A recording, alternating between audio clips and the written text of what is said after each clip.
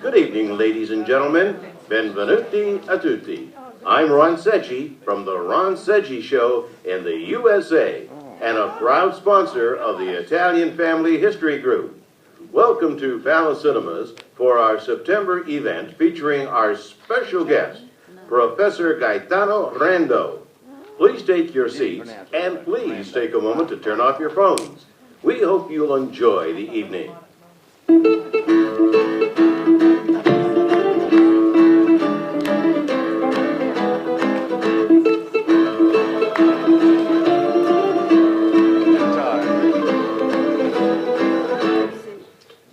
Neapolitan Tarantella. Good evening, ladies and gentlemen. Welcome. Thank you for coming.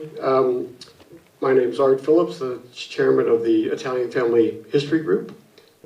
The film that we were viewing as everybody was walking in is a film called Wine Trails of Sicilia, which is produced by Antonio Luciano, one of our committee members of Panorama International Productions. And we thank Tony for allowing us to use a few of his films as we proceed through the year for the intro.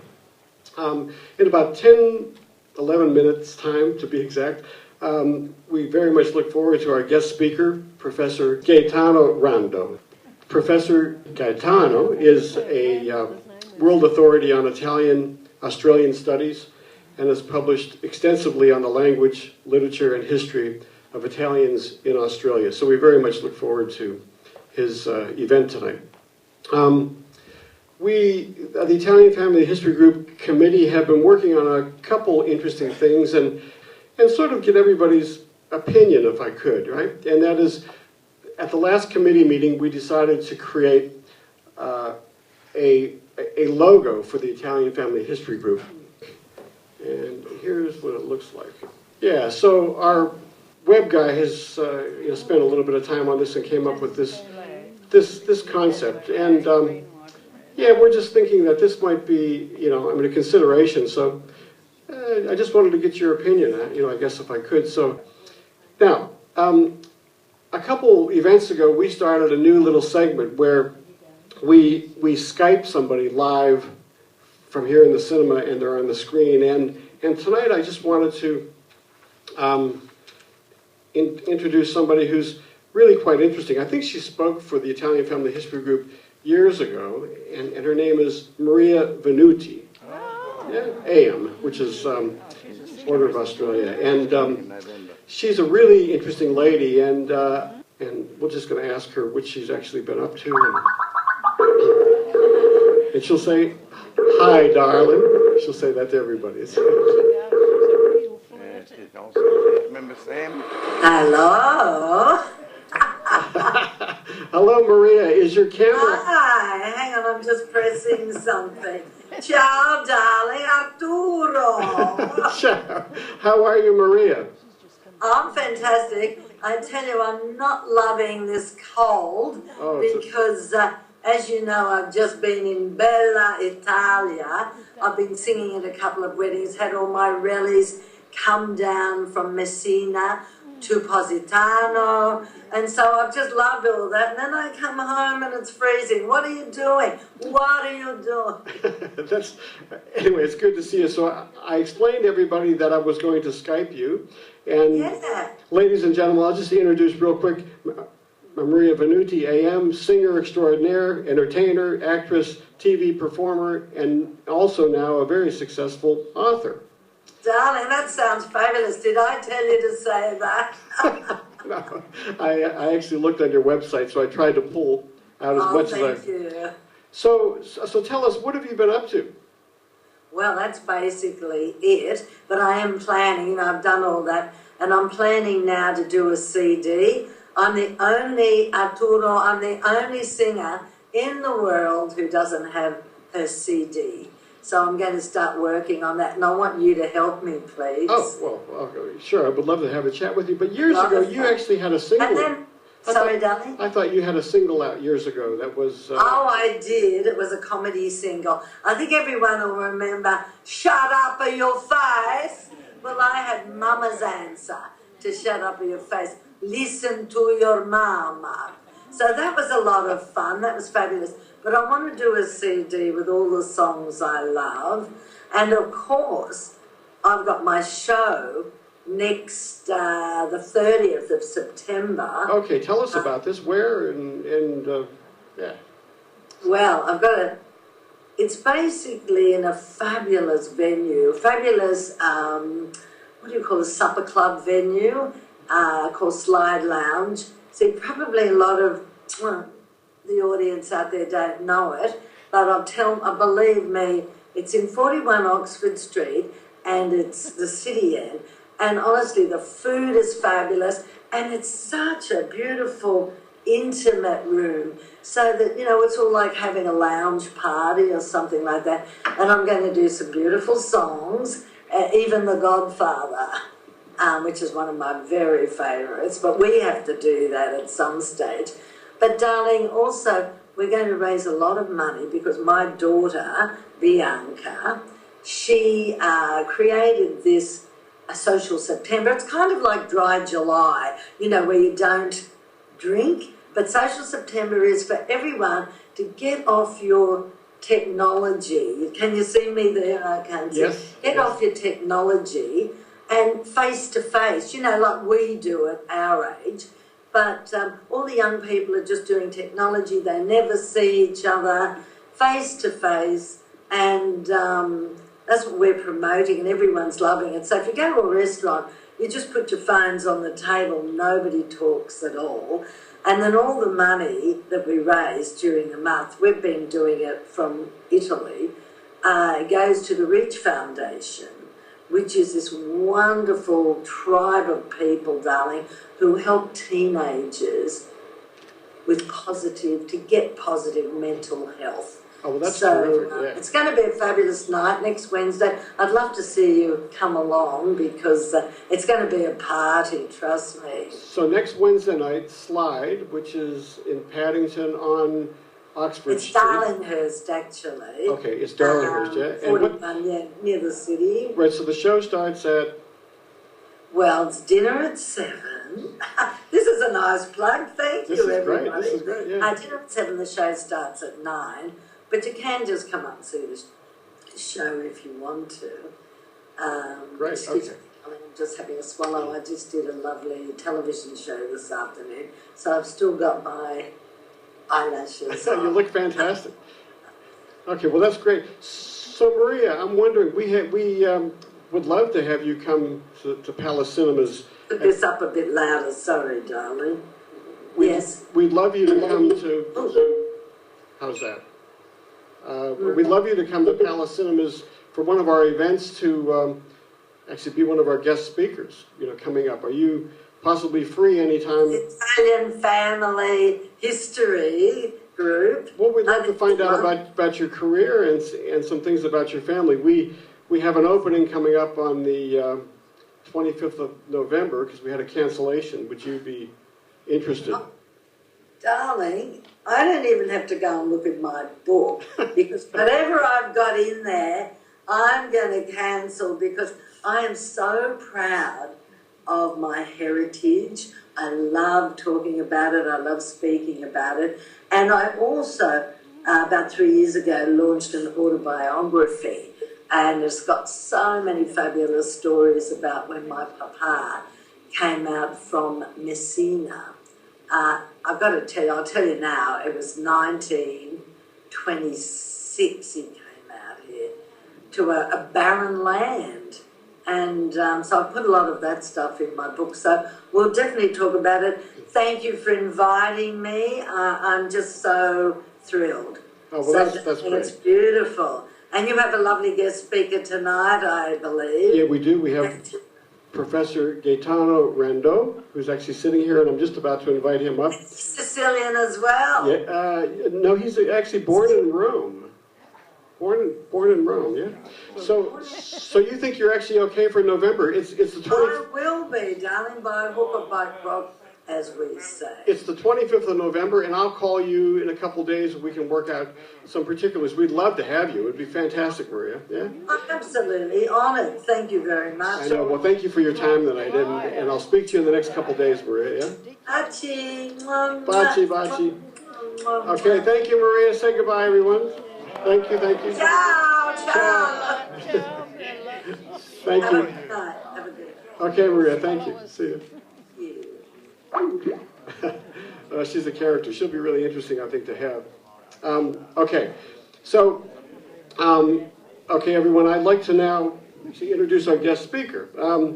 Born in Rome, Italy, in 19 whatever, I'm not going to say the year, Professor Gaetano Rando gained his tertiary qualifications in Italian literature and linguistics at Australia and Italian universities.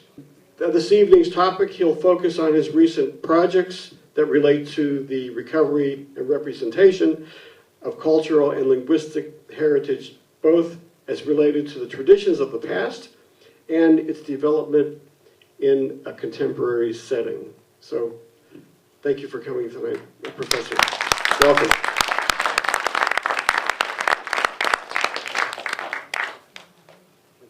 The first slide shows where it all started in my grandfather's time. That's a lithograph of Pecorini Mari in the 1880s, quite different from what it is today. So born in Rome, and I have to thank Mussolini for that. Well, my father his parents were from Filicudi. He was actually born at La Spezia. He came to Sydney in 1926 and worked in a fruit shop, then opened his own fruit shop, and then because he had a knack for writing, he was appointed editor of one of the Italian newspapers at the time. And then the consulate decided that they needed somebody to write reports for Rome, so he joined the consulate staff. That meant that when war broke out, he was expelled from Australia and sent back to Italy, which was why I was born in Rome, and have to thank Mussolini, as I said. And while we were in Italy, that's when I began to have my first acquaintance with Filicudi, because we went to Filicudi regularly. I think I must have been less than a year the first time I went. After the war, he was sent back, well, not quite to Australia, to New Zealand. And then from New Zealand we came back to Sydney. And you were how old? When we came out from Italy, I was 6. Wow. Okay, so you have a strong, vivid memory of the actual sort of transition from country to country, and how you actually arrived here on ship? Yes, I remember that, yes. And what was the impact for the family? Was it, I mean, exciting? Was there difficulties? All that, I'm sure. Well, I think they were, in a sense, they were glad to come back, because both grandparents were here, and so were all my mother and father's siblings. They'd all migrated before the war.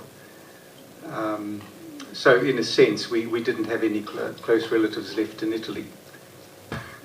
Fortunately, we did have some photographs of my grandfather and his family. So he has this sort of various generations, with myself and siblings in the upper right-hand corner. So I have a brother and sister. My sister lives in Sydney, my brother in Canberra. Well, for my parents, I think it was fairly difficult. Of course, in those days, things weren't as mobile. I first went back to Italy when I was doing postgraduate work at the University of Rome, and have been back quite regularly ever since, at least every 3 years, and lately I managed to get back every year. Right, so that actually brings me to the start of the real career questions and your schooling, which was here in Australia, obviously. Yeah? Well, the early most of primary primary and secondary in New Zealand, university in Australia, and then university in Italy. Yeah. Right. That's right.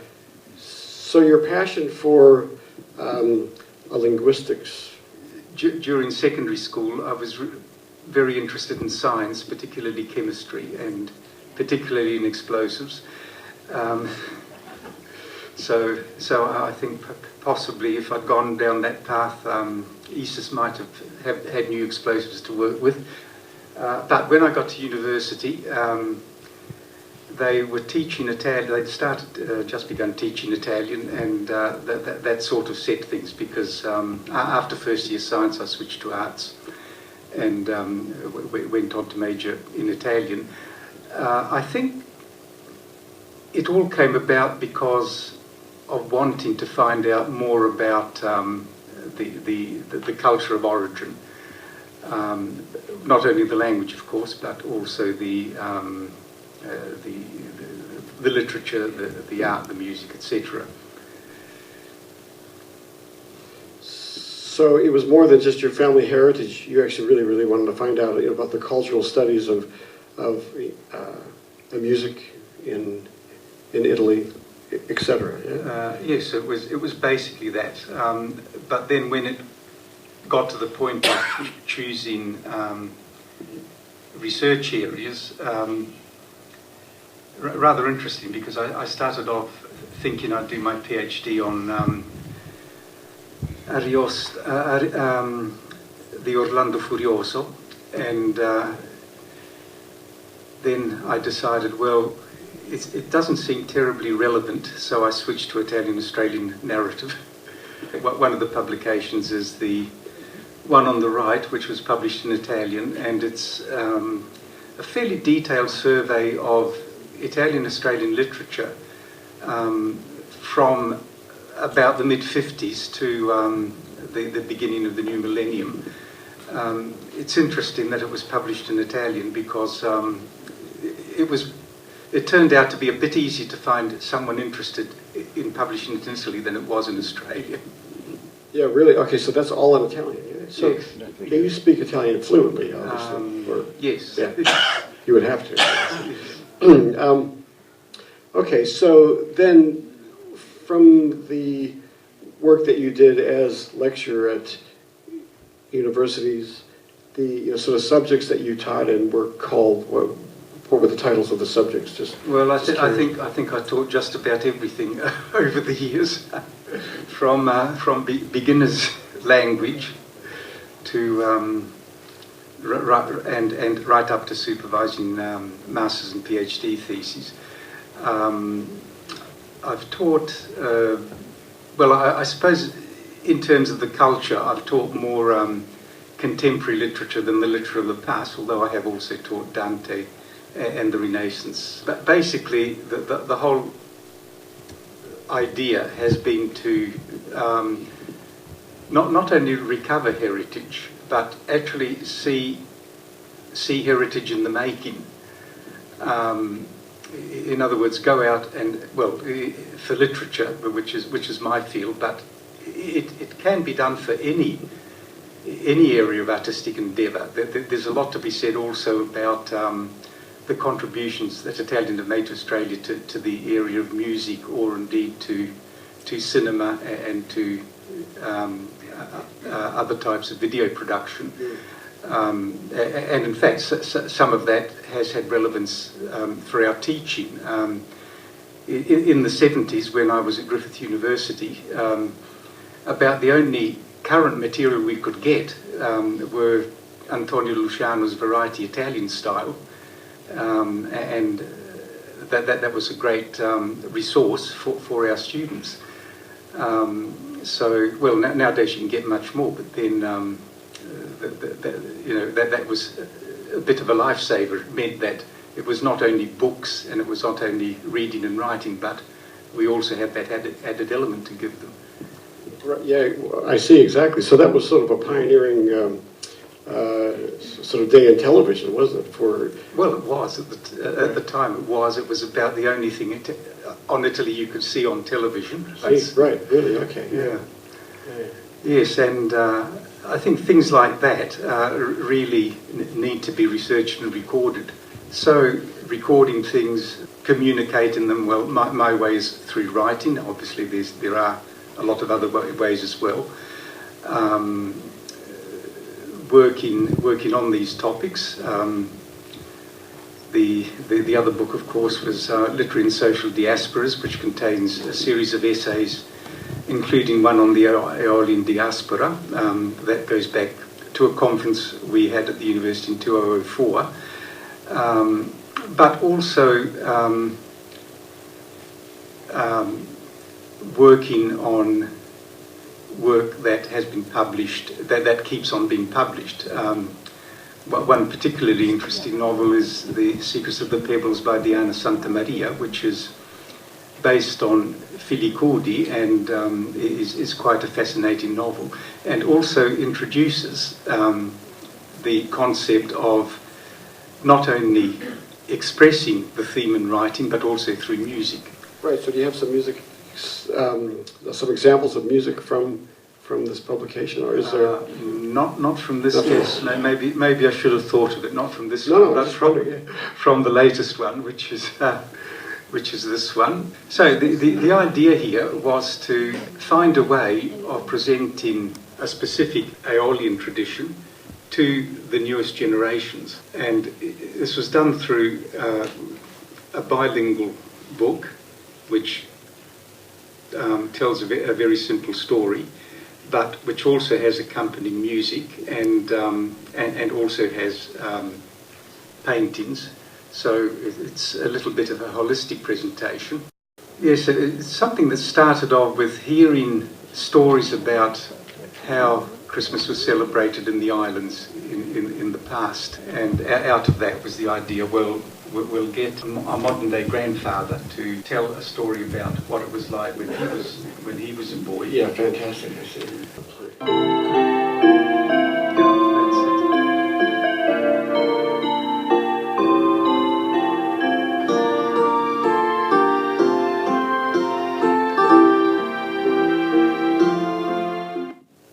Yeah, so that sort of image, the church bells ringing out at night and then the people gathering. It's fairly focused. It's concentrated on the Aeolian Islands, which is an archipelago of the northeastern coast of Sicily. It has quite a fascinating history, which goes back to almost 4,000 years. But all of the islands have. I mean, Lipari is mentioned in Homer's Odyssey. Other islands are known for different things, particularly Stromboli, which is one of the 3 active volcanoes in Italy. So they've been around a long time. They have a specific culture, a specific language. And I guess the current project, well, this and the next one, is basically to recover that culture, to see what's happening in the present, and to sort of pass it on. So what's the first thing that you would say to a group of students in a lecture hall? We're now going back to Italian studies because unfortunately there's no way we can get a university course on something as specific as the culture of Sicily or of the Aeolian Islands. Italy fits, of course, into a Western tradition, and if we think that a lot of the art and the music really, that's where it originated. You get a consistent amount of students who take Italian language courses because they want to be opera singers. Yeah. Well, I mean, a lot of, the passion of music in general, in our culture, really, I mean, when we look at it, it's all very Italian-based and thinking. That's really where all that real passion came from. I mean, of course, there's other countries, Germany, Austria, etc., but there's a real importance there for Italian musical heritage, isn't there? Yes. Oh, definitely. Well, yeah. But so no, I was just wondering what you would say to the students. Why would you take my course as well? That sort of thing. Well, it's not me who says the thing; it's them who tell me. I suppose. Which, of course, is a question you always ask when you start a course. Why are you taking the course? And you get a lot of varied answers. I think the one unique answer I got was a student who said, well, what he really wanted to do was to read Dante. So talk to us more about the passion of what you do in your work. I mean, something really drives you to do that. Well, but basically passion for finding out things of the past, and recent things being that of trying to get together something about the history of Aeolian migration to Australia, because of course we all know that migration from the islands was quite massive from about the 1880s onwards. We've been getting Aeolians coming here since the mid-1850s, obviously they're into the 7th, 8th generation. Really, that many from the Aeolian Islands here? I think, well, again, it's only a guess. There's no way you can prove it. But so why Australia? And in fact, initially, they began going to the Americas, both South America, particularly Argentina, and North America, particularly the US. But then around the 1850s, they began coming out into Australia. So the word got round about Australia as well. And what happened in those situations was that you began to get what the experts have termed migration chains, that, okay, someone came out, then he'd get his relatives out, his compari out, and so on, and so it went on. What added an impetus to Australia was the fact that in 1924, the United States started clamping down on immigration, so Australia became even better to get to, in a sense. Yeah. But by 1924, there were already quite distinguishable Aeolian communities in Sydney, in Melbourne, and in Fremantle. But in a sense, a lot of the Aeolian families have not forgotten their traditions. Particularly foregrounded is cooking, with interminable discussions on the right way to do sfinci and other things. It seems to be an ongoing debate, and quite rightly. We have one member here that makes the most beautiful ones, which I've tried at the end of almost each event. Well, there you are, yes. Well, sfinci are always worth trying. So it's interesting, because from where my family's from, in Molise, they also made something like that. They weren't called that. I don't know what they were called, but they were a different shape. So yeah. I think basically, in terms of the food culture of the south of Italy, there is a lot in common, but then each area has its own particular twist to a specific dish.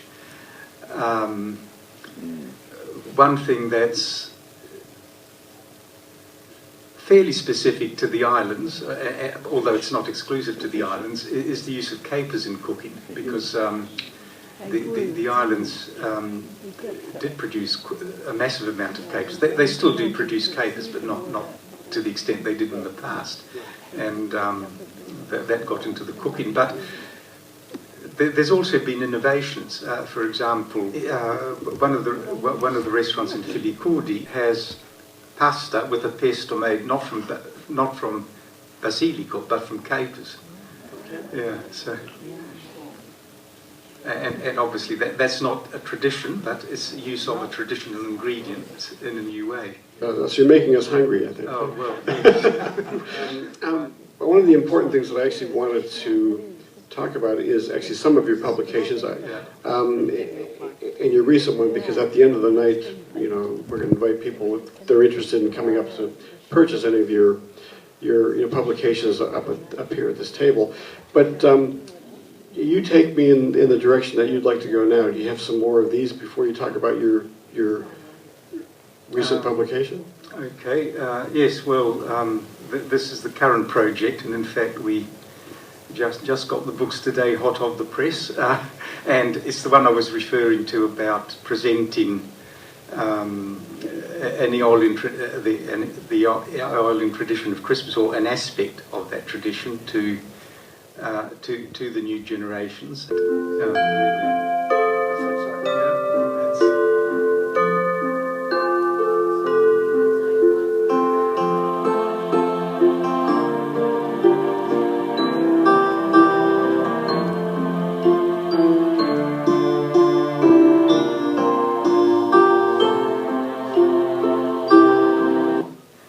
The book starts off with this one, which it's a book with the text both in Italian and English, and a CD which combines the text and the music. And the next one we're working on, again, I think for now we're focusing on Filicudi, so there's an anthology of writings about Filicudi. Again, a very small island, but it seems to have attracted a lot of writings. So photographs from Deanna? Yes, well, the book itself is an anthology called Filicudi Facts, Fiction and Fantasy, but the main story in that is photographs by Deanna Santamaria, who, and it's a sequel to her book, her novel, The Secrets of the Pebbles. So in photographs we find out what really happened. So one of the important parts of the night, I think, which I think this audience in particular would love to ask you their particular questions. Hello Gaetano, it's Remo La Cara. Hello Remo. I'm interested in you offering some ideas on, not all the people who came from the Aeolian Islands came here for the same reason. For example, the Salinesi were reasonably well off. Can you elaborate on that for me? A few came out during the gold rush.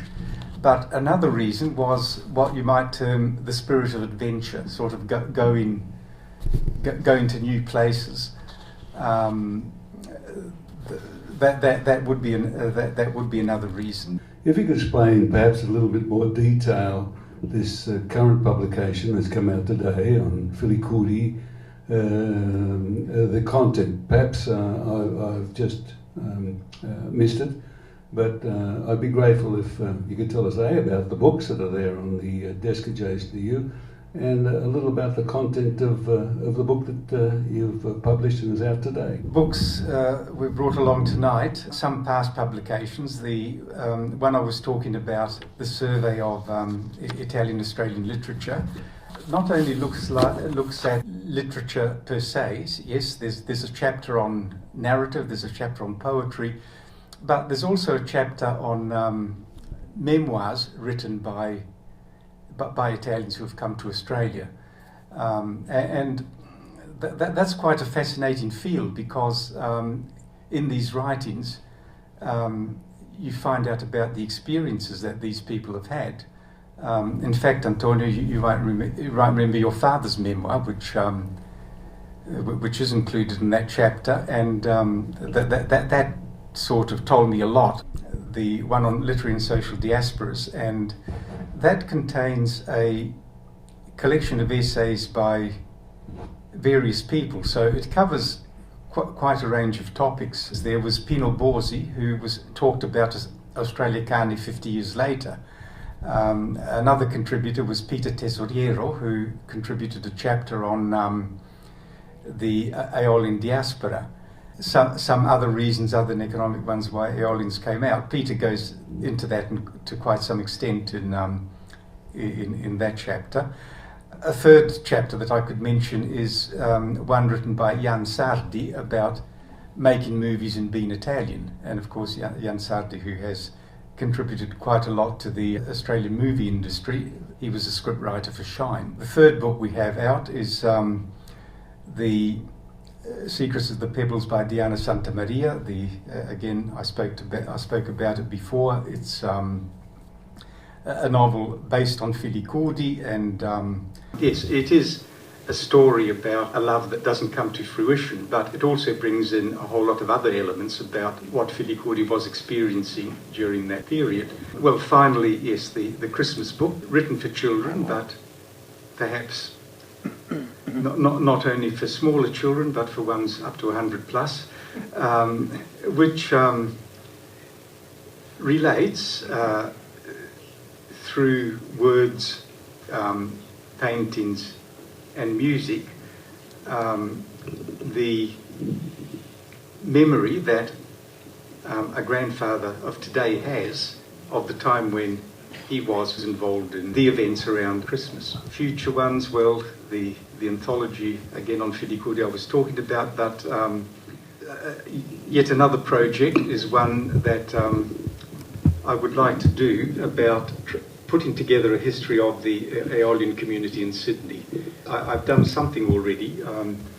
I wrote a paper on the community from 1900 to 1930, but obviously it goes beyond that. Gaetano, John Ford, American diaspora. There was something that puzzled me really. There were some spiral squiggles that indicated USA and South America, but there were some that one looked to be in Greenland, and another one looked to be in the South Pacific around Pitcairn Island, and another one somewhere in the North Pacific. Are there Aeolians in those places? No, not suggesting that Aeolians went to Greenland, or at least we don't have any record of Aeolians going to Greenland. Well, one never knows though, because one of the things that the Aeolians used to do is that they would work as sailors on ocean-going ships, so that they could well have ended up anywhere. Gaetano, I was interested in what you said when the original ones came out in the 1850s, went gold digging and that, but there were some people that came out which were quite well off, didn't have to leave, and they came out here or went to America. Did those people have still something going back home? They must have had a business of some sort because they were well off. Did they have their feet in both camps, or did they dissociate themselves from Italy? Because most Italians that I know all like to go back to Italy to see the place where they learned to walk. That's right. And did these people still keep that in their heart, that that was their homeland, or they went somewhere else and went on with life? Well, there needs to be more specific research done on that, but I would think from, given the general trend, the people who came from the islands, there was always the thought of going back, or it's an interesting question, because I think there could also be the possibility that those who were well off and went and set up business ventures in the New World might very well have had business ventures also back in the islands. Migration was seen as something temporary rather than permanent. The idea was to go to America or go to Australia, make some money and go back. Some did that, but the greater proportion ended up staying either in the Americas or in Australia or wherever else they migrated. But even if they had decided to settle permanently there, then if it was possible for them, they would go back for visits. Welcome, Gaetano, to Sydney. A very interesting talk you've given us this evening. I don't know if you're aware of the fact, I did quite a bit of research to find who was the actual first Italian to arrive in this country. Okay.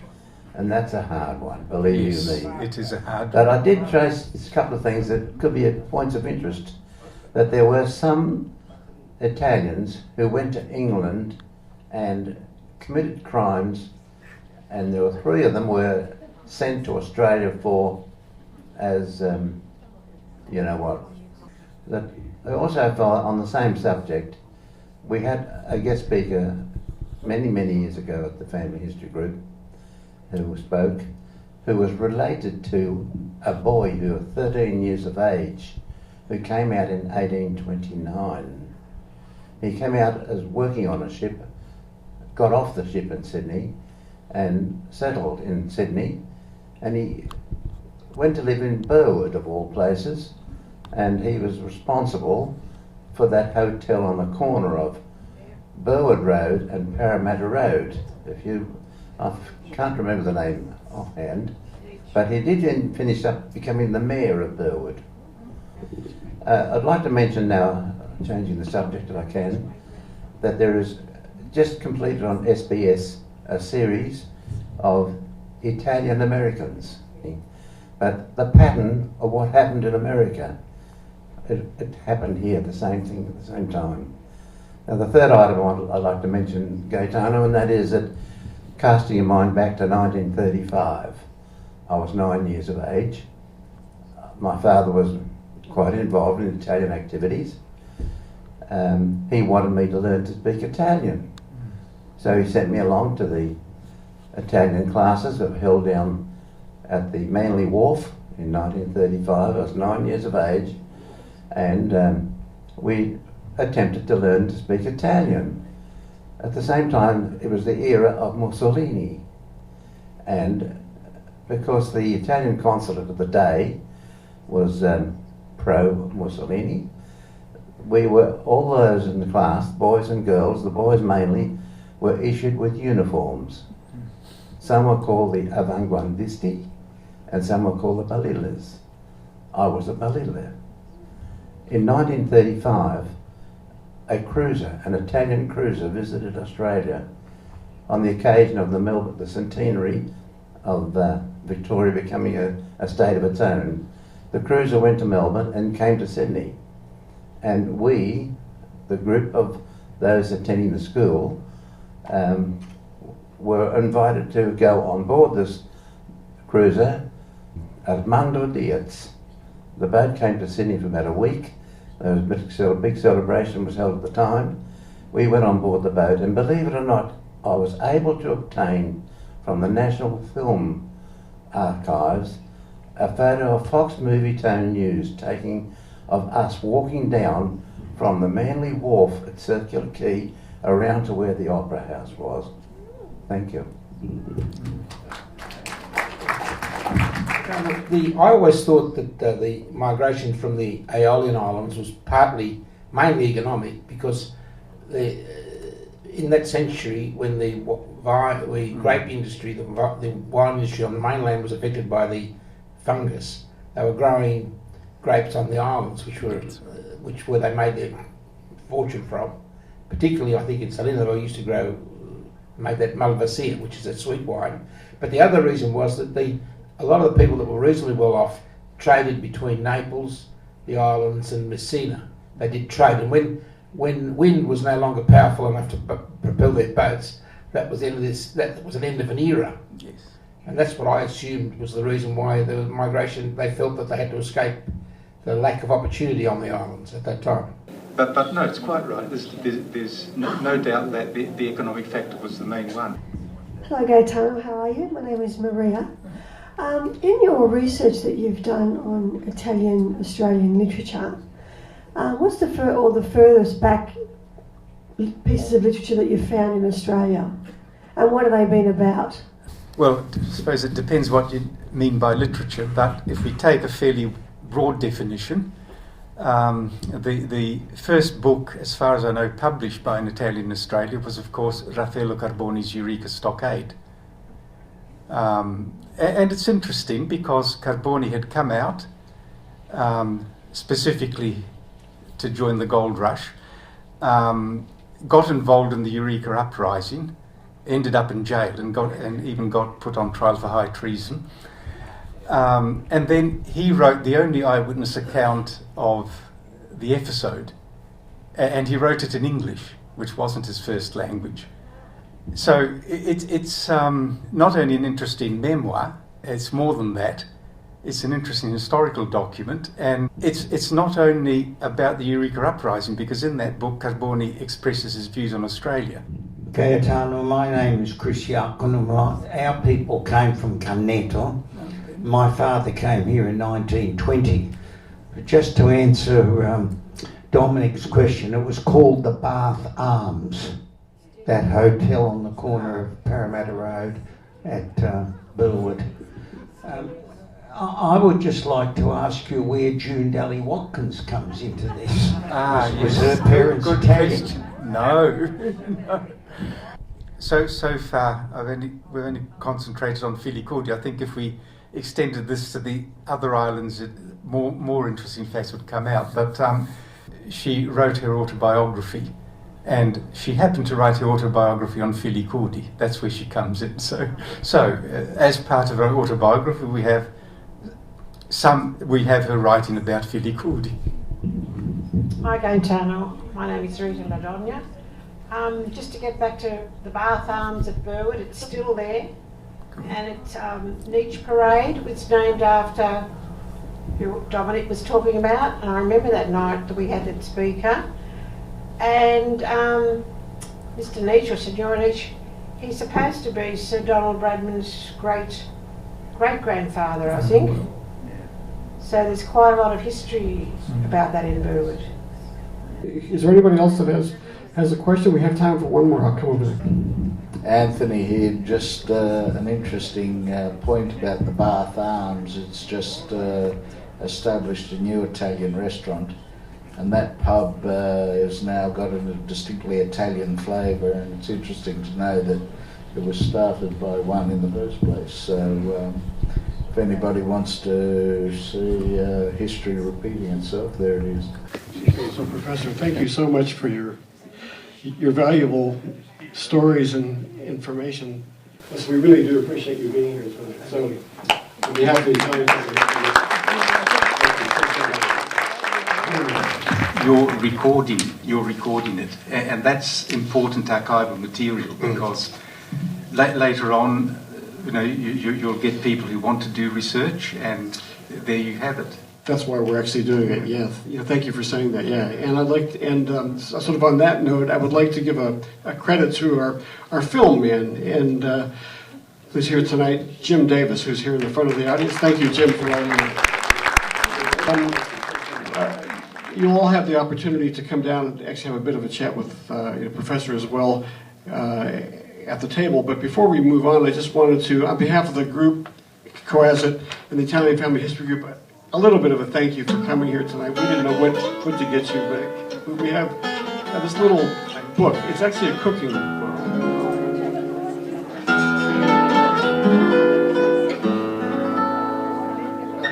There is a piece of paper blue tacked underneath somebody's seat. Okay. This is the Lucky Door Prize, which is actually from one of our sponsors, Chris Giacono, who's here in the audience, who asked interesting question. Chris from Bunabunu. First, enjoy. Pick one, and Purple E84. Congratulations. So we have a few bottles of vino, or Maria Timpano's book, who's here in the audience, who asked the question as well. Congratulations, Chris. Well, congratulations. Okay. Another black E18. Okay, congratulations. Watch the cables here, yeah. Purple E85. Okay, so we have the book. This is Professor's new Christmas book, which he just donated for an extra raffle, if you'd like that, or a bottle of vino. You're going to have a bottle of vino. I'll take the vino. Fantastic. Good to see you. Okay. Congratulations. Great. Thank you. Tonight I decided that I would play a short piece called O Marie, which was written in 1890 from a composer in Napoli named Edoardo di Capua, who actually wrote a lot of very famous Italian songs.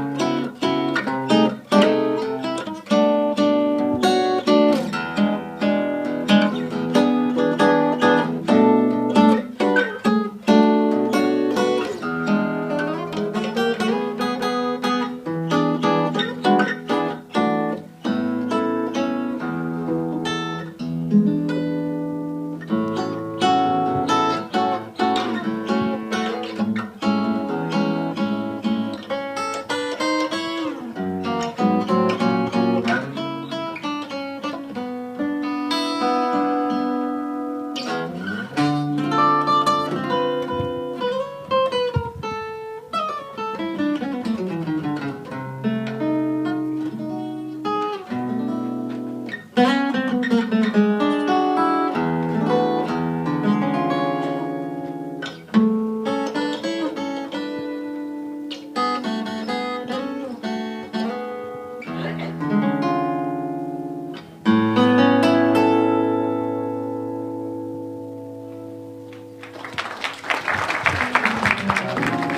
wonderful guest speaker, Professor Gaetano Rando. Thank you so much. So Gaetano will come up and man the table. I'll put a chair behind there, and